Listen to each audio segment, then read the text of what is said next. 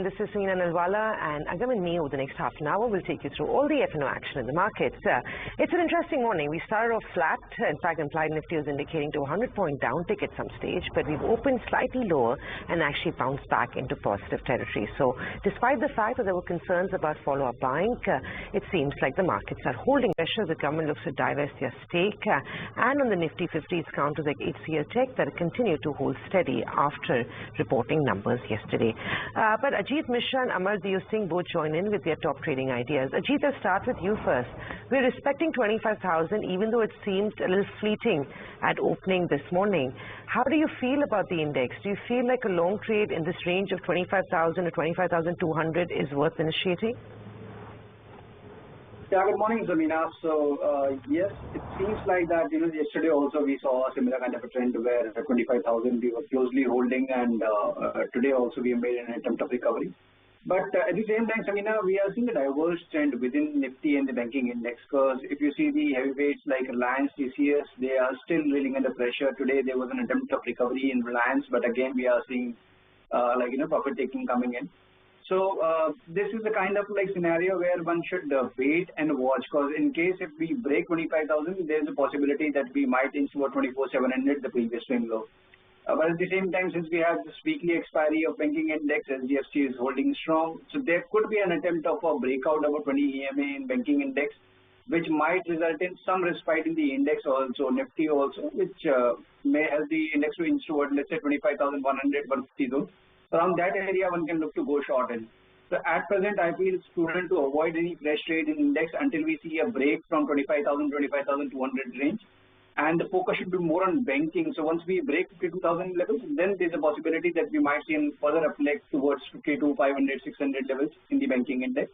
Around 50, on a break of 52,000 mark, decisive break, one can look to go long through call option in banking index.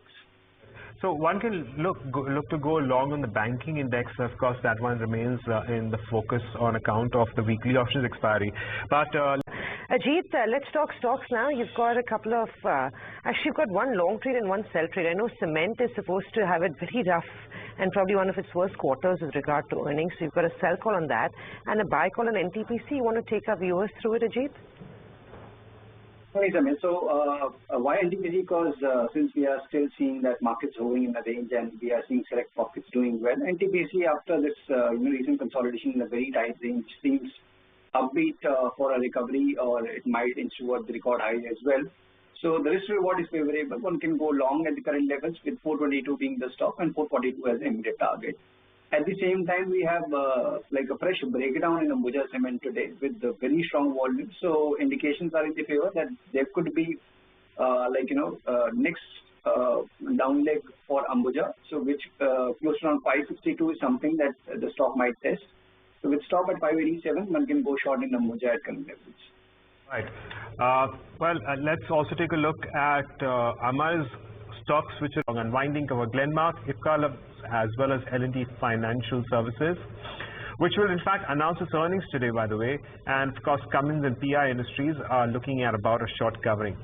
With that, let's pull up one of these companies, and maybe I'll take up Siemens with Ajit. Ajit, your view on how things are looking, because it does seem like Siemens is at the cusp of breaking out. Is that a possibility under those circumstances? How would you trade this one? Yes, Agam. So in fact, if you see, that's almost like 3 months of consolidation that we have ended. The stock has reclaimed the record highs, though we are seeing some profit taking in the higher end, which is natural. So once we make a new high, there's a possibility that the stock might spend some time around the current area. So it's a possible base formation that we might see in the stock. Fresh buying, one should do in a gradual manner. One should not go all in. So in the range of let's say 7,800 to 8,000, one can accumulate the stock with a closing stop at 7,600, and the next leg probably we can inch toward 8,450 to 8,500 levels. Ajit, a follow-up actually from Siemens, another counter that's been flying recently has been MCX. How does this one look on the charts? So, Samina, it's a very gradual up move. The stock is trading in the record highs. There's hardly any correction even during the recent downturn in the market. So that clearly shows outperformance. But now we are slightly more against the averages. So there is a possibility that we might see some consolidation or some profit taking also. So if you have an existing position, I would recommend at least booking some partial profit and maintaining a trading stop at 6200 for the existing trade, because there is a possibility that we may see some correction first before we inch further northward. All right. Well, with that, let's move on and talk about a handful of other factors, and perhaps we can start taking our queries. Another FMCG company on our radar. I will take this one up with Ajit. Well, Vedic from Bangalore says that he holds a Nestle India 2460 call and he's paid a premium of 33. What should he do? In fact, Vedic is looking to add to this specific call option. Ajit, do you think that's a good idea? Because while he's paid a premium of 33, it's currently trading at 42. Do you think that would be a good idea to add? So certainly not, Agam, because please do not add to your loss-making position, especially if you are option buyers, because you might end up losing more. Because if the stock has declined, and especially if you talk about Nestle, unlike the other FMCG counters, it's almost a vertical fall in Nestle, and it's not respecting any of these recent supports, be it the long-term averages, and now we are almost on the verge of breaking the previous consolidation range low also. So all these indicators are in the pointing towards maybe further decline. There could be marginal uptick here and there, but I doubt that can meaningfully add to this existing calls. So do not add to your loss-making position, and at the same time maintain today's low as your stop loss, which is around 24.35 spot area.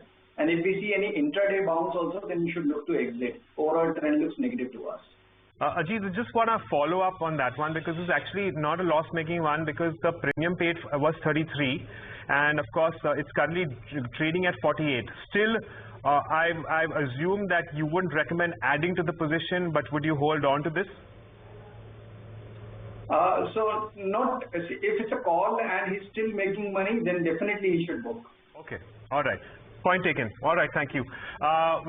So that's the view on Nestle. I hope that satisfies the query question here. And on that note, if we do have time to take just one more query, we will take one up on Coal India. And I will take this one up with Amar. We have TKS now from Mysore holding Coal India 515 call. It seems like everyone's trading options, no one's trading futures. But yes, the Coal India 515 call, and he's paid a premium of 3.1. It's nearly around there, and the 515 call is a tad further out at the moment, considering the underlying is below the mark of 500. Amar, what was your recommendation on Coal India, and specifically the 515 call, which is at price for the weeks? And more importantly, you've got their board meeting on a bonus issue tomorrow, and you've also got earnings reporting coming in. And I guess in that context, our next query is from Rekha from Hyderabad. She is holding Wipro October 540 calls at 21.3. Let's quickly take a look at how those calls are doing. Wipro is holding flat on a day when IT is seeing some weakness, but again, it's out of the money quite significantly. Ajit, you want to have a go at this one? It's ahead of earnings, ahead of bonus issues, so it's an event-based move that we could anticipate tomorrow. Rekha is seeing some losses. What do you recommend she does? Takes the losses, cuts the position, or continues to run it for the next few days? So Samina, within the IT major basket, I would rather suggest her to stick with the top names which are trading at the record highs, like HCL Tech and Infosys. TCS was also comparatively better. Post numbers, we are seeing some correction. So Wipro is last in that list, and we are still not seeing any sign of decisiveness at the higher end.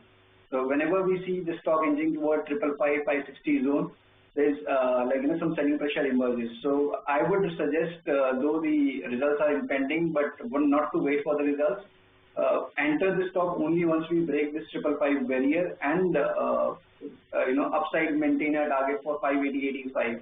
But preferred counters are definitely the heavy heavyweights like HCL Tech and Infosys. Okay. All right. Well, there you have it. That's the view on Wipro coming in. And on that note, thanking both our experts for joining us and taking us through their views on the markets, giving us a handful of trading ideas, and of course, solving a whole host of our viewer queries.